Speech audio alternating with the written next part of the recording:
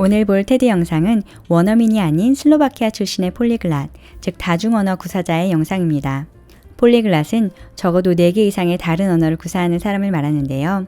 오늘 강연은 강사가 다른 폴리글랏들을 만나보고 깨닫게 된 언어를 빨리 습득하는 비결에 관한 강의입니다. 그럼 남들은 하나 배우기도 어려운 외국어를 어떻게 7, 8개씩 유창하게 할 수 있는지 그 비결을 같이 들어보시죠.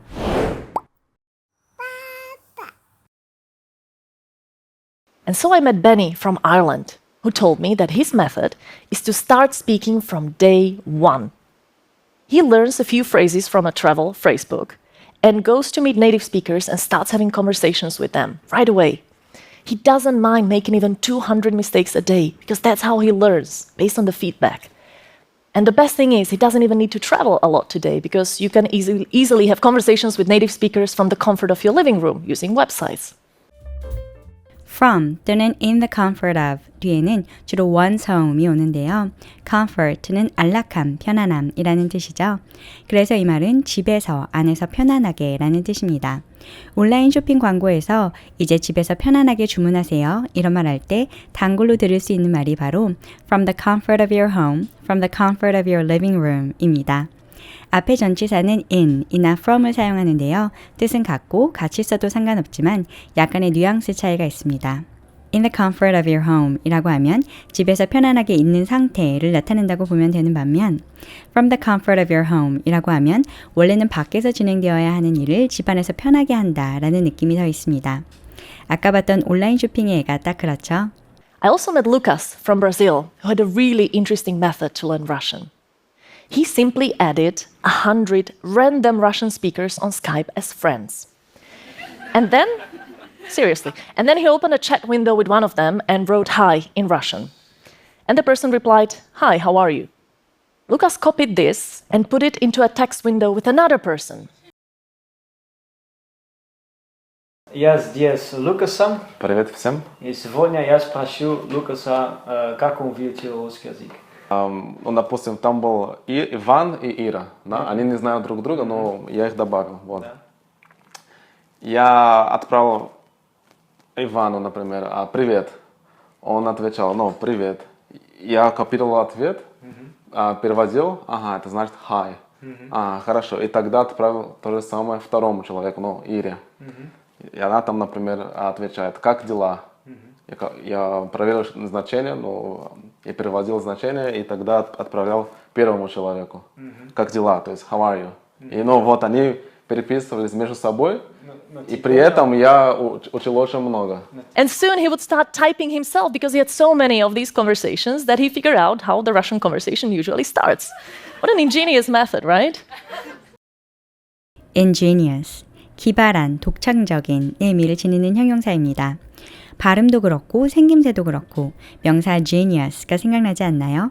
왠지 어원이 같을 것 같지만 사실 그렇진 않습니다. 하지만 지금은 뜻이며 생김새며 발음이 형제 단어라고 해도 믿을 만큼 닮아있죠? 같이 연관지어 생각하면 단어 외우는 데는 오히려 더 도움이 될 것 같은데요. 다만 ingenious에서는 OUS, 명사 genius에서는 US인 점만 유의하시면 되겠습니다. And then I met polyglots who always start by imitating sounds of the language. And others who always learn the 500 most frequent words of the language. And yet others who always start by reading about the grammar. If I asked 100 different polyglots, I heard 100 different approaches to learning languages. Everybody seems to have a unique way how they learn a language. And yet, we all come to the same result of speaking several languages fluently. 들어본 적은 있는데 정확히 의미가 딱 짚어지지 않는 단어 중에 하나가 바로 이 yet 아닐까 싶습니다. 뜻이 다양하고 대체할 수 있는 다른 더 흔한 말들이 있기 때문인데요. 아마도 가장 많이 알고 계신 뜻이 아직일 겁니다. yet은 그 외에도 접속사, 그러니까 and, but과 같이 단어와 단어, 구절과 구절, 문장과 문장을 잇는 다리 역할로 쓰일 때는 but, however, even though 등과 같은 의미로 쓰입니다. 다만 but보다 yet이 더 격식 있게 들리고 단순 반대 내용을 나열하는 느낌이 아니라 예상치 못한 결과에 놀라는 느낌을 줍니다. 즉 아래 문장은 같은 애플이라서 파인애플도 같은 색일 줄 알았는데 아니었다 라는 느낌을 주는 거죠. 내가 만난 어떤 폴리글롯들은 소리를 따라하는 걸로 시작하고 어떤 부류는 필수 단어 500개를 외우는 걸로 시작하고 그리고 다른 어떤 그룹의 사람들은 문법에 관한 걸 읽는 걸로 시작한다. 여기서의 yes은 뒤에 오는 말을 강조해주는 역할을 하는 부사입니다. 예상 밖, 놀라움이라는 뉘앙스를 여기서도 그대로 가져가는데요. 놀랍게도 앞서 말한 것에 더해서, 게다가 또 라는 의미입니다. 예를 들어 snow, snow, and yet more snow. 눈이 오고 또 왔는데 그래서 그칠만도 한데 또 눈이라는 말이죠. 마찬가지로 여기 문장에서도 이렇게 언어 공부하는 사람도 있고 저렇게 하는 사람도 있고 그런데 또 이렇게 하는 사람도 있다 라는 말을 하고 있는 건데요. 계속 and만 하면 말이 심심하잖아요. yes을 others 앞에 더해서 말의 맛을 살렸습니다. 그 다음에 나오는 문장을 또 하나 보겠습니다. 모두가 언어를 배우는 각자만의 방법이 있지만 결국엔 여러 언어를 유창하게 하게 된다는 같은 결과에 도달한다. 여기서의 yes은 그러나, 그럼에도 불구하고의 뜻입니다.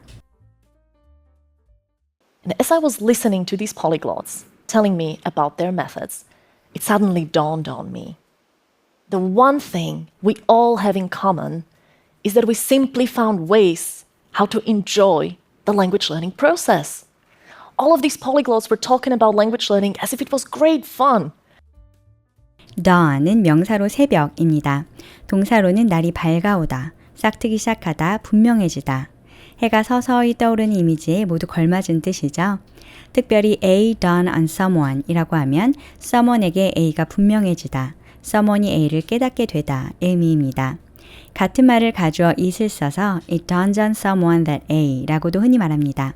마치 새벽동이 트는 것처럼 깨달음의 광명이 비치는 거죠. And the same thing happened when I was learning German. I decided to watch Friends, my favorite sitcom, in German. And again, at the beginning, it was all just gibberish. I didn't know where one word finished and another one started. But I kept on watching every day because it's Friends. I can watch it in any language. I love it so much. And after the second or third season, seriously, the dialogue started to make sense. gibberish, 횡설수설, 아무 의미 없는 말을 뜻하는 명사입니다. If you're a more introverted person and you can't imagine speaking to native speakers right away, you can apply the method of self-talk.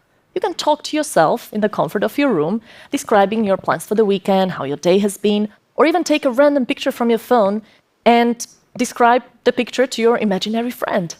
This is how polyglots learn languages. And the best news is, it's available to anyone who's willing to take the learning into their own hands.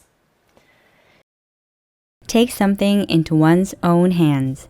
Take control of something, 즉 주도권을 쥐다, 통제하다, 직접 처리하다, 직접 나서다. 주로 something의 law나 matters가 들어갑니다. law를 넣으면 공권력이 해결해 주는 걸 기다리지 않고 내 손으로 직접 정의를 실현하다. matter도 비슷한데요. 원래 그 문제에 책임 있는 누군가가 실패했기 때문에 만족스럽게 해결하지 못했기 때문에 내가 직접 그 문제를 다루다의 뜻입니다. 강의 속 문장을 볼게요. This method is available to anyone. 이 방법은 누구에게나 활용 가능하다. Who is willing to take the learning into their own hands. 배움을 자기 손으로 직접 하려는 의지가 있는, 즉 적극적으로 배우려는 의지가 있는 사람에게는 이라는 뜻이 되겠습니다. So meeting other polyglots helped me realize that it is really crucial to find enjoyment in the process of learning languages. But also, that joy in itself is not enough. If you want to achieve fluency in a foreign language, you'll also need to apply 3 more principles.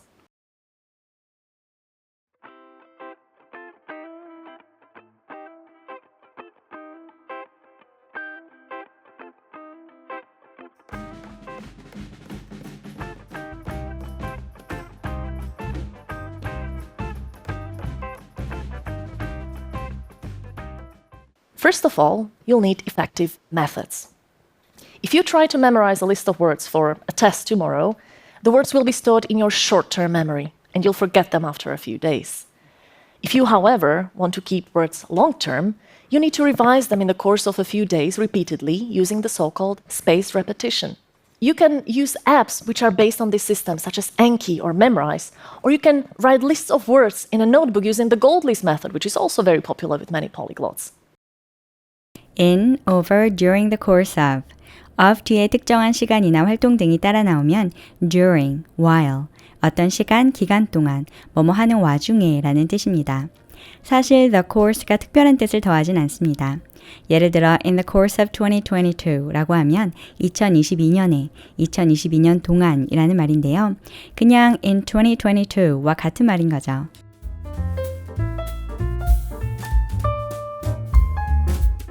The third principle to follow is to create a system in your learning. We're all very busy and no one really has time to learn a language today. But we can create that time if we just plan a bit ahead. Can you wake up 15 minutes earlier than you normally do?